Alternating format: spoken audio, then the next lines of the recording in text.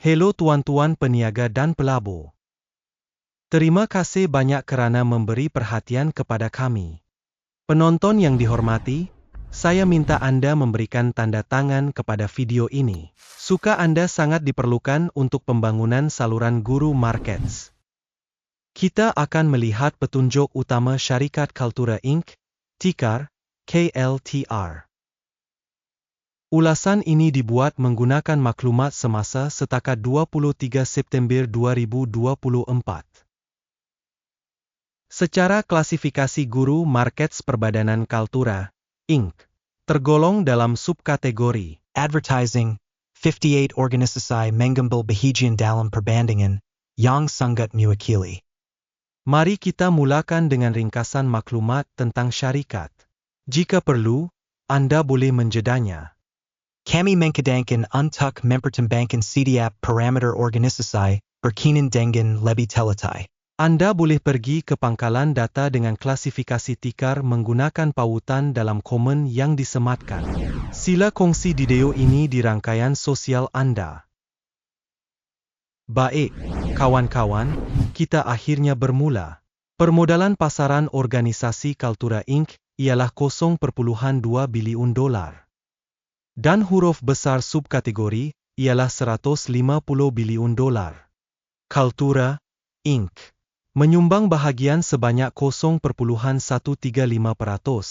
Ini adalah salah satu syarikat yang sangat kecil dalam subkategori. Permodalan kunci kira-kira syarikat ialah 0,01 bilion dolar. Dengan permodalan kunci kira-kira subkategori 29 bilion dolar. Kaltura Inc. merupakan bahagian sebanyak 0,05%. Setelah membuat perbandingan saham pertukaran dan nilai buku, kita dapat melihat perkara berikut. Bahagian yang diduduki Kaltura Inc. dalam subkategori dalam kes penilaian permodalan pasaran ialah 0,135%. Permodalan kunci kira-kira ialah 0,05%. Ini adalah 63% kurang daripada bahagian permodalan pasaran. Penilaian bahagian syarikat dalam pasaran dan nilai buku subkategori. Buruk, tolak satu mata. Liability keuangan syarikat yang dianalisis berjumlah 0,031 bilion. Hutang kepada permodalan buku berjumlah 310% daripada modal. Penilaian mengikut tahap kewajipan keuangan syarikat. Sangat buruk, tolak dua mata. Nisbah harga pasaran syarikat kepada keuntungan ialah 0. Dengan purata untuk subkategori 62,8, yang lebih buruk daripada subkategori. Penilaian harga pasaran syarikat kepada keuntungannya berbanding dengan syarikat dalam subkategori. Sangat teruk, tolak dua mata. Keuntungan untuk 12 bulan lepas adalah tolak 44 juta dolar. Pendapatan hadapan untuk 12 bulan akan datang tidak diketahui. Ini negatif untuk prospek syarikat. Penilaian jangkaan keuntungan masa depan berbanding dengan syarikat dalam subkategori. Buruk, tolak satu mata. Nisbah harga kepada hasil syarikat ialah 1,2. Purata bagi subkategori ialah 1,8 dan ini adalah 33% lebih rendah daripada purata bagi subkategori. Penilaian nilai pasaran saham syarikat kepada hasil berbanding dengan penunjuk dalam subkategori. Baik, 0,5 mata. Hasil selama 12 bulan terakhir ialah 180 juta dolar. Pendapatan masa depan untuk 12 bulan akan datang tidak diketahui. Yang negatif untuk syarikat.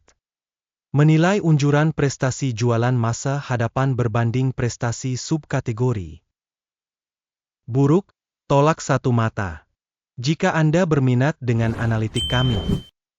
Dalam case ini, kami meminta Anda untuk melanggan saluran kami dan klik pada loceng. Terima kasih banyak atas langganan Anda. Margin jualan adalah tolak 24,8%, dengan purata dalam subkategori sebanyak 2,8%. Perbezaan antara purata subkategori dan prestasi syarikat ialah 27,7%. Penilaian marginality berbanding dengan penunjuk dalam subkategori. Boleh diterima, tolak 0.5 mata. Bahagian syarikat dari segi bilangan pekerja dalam subkategori ialah 0.113%, iaitu 19% kurang daripada bahagian permodalan pasaran. Fakta ini mencerminkan percanggahan antara harga pertukaran semasa syarikat Kaltura, Inc., sebaliknya ke arah penilaian semula. Jumlah modal setiap pekerja syarikat ialah $349,000. Dan untuk subkategori ialah $293,000. Perbezaan antara purata subkategori dan prestasi syarikat ialah 19,1%. Anggaran jumlah modal syarikat bagi setiap pekerja berbanding dengan penunjuk dalam subkategori. Boleh diterima, 0 mata. Jumlah keuntungan setiap pekerja adalah tolak $75,000. Dengan purata untuk subkategori, $4,700. Perbezaan antara purata subkategori dan prestasi syarikat ialah 1.518%. Anggaran keuntungan setiap pekerja individu berbanding dengan penunjuk syarikat dalam subkategori. Boleh diterima, tolak 0.5 mata. Jualan bagi setiap pekerja individu syarikat ialah $305,000. Dalam subkategori $164,000. Perbezaan antara purata subkategori dan prestasi syarikat ialah 86%. Anggaran hasil setiap pekerja berbanding dengan penunjuk dalam subkategori. Boleh diterima, tolak 0.5 mata. Saham yang dipindahkan ialah 1,5%, berbanding dengan purata subkategori sebanyak 4,2%. Ini adalah penunjuk picit pendek. Penunjuk teknikal RSI 14 menunjukkan tahap 60% bagi syarikat Kaltura, Inc.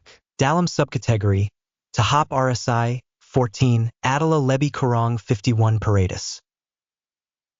Berpotensi, saham subkategori dinilai lebih rendah daripada syarikat Kaltura Inc.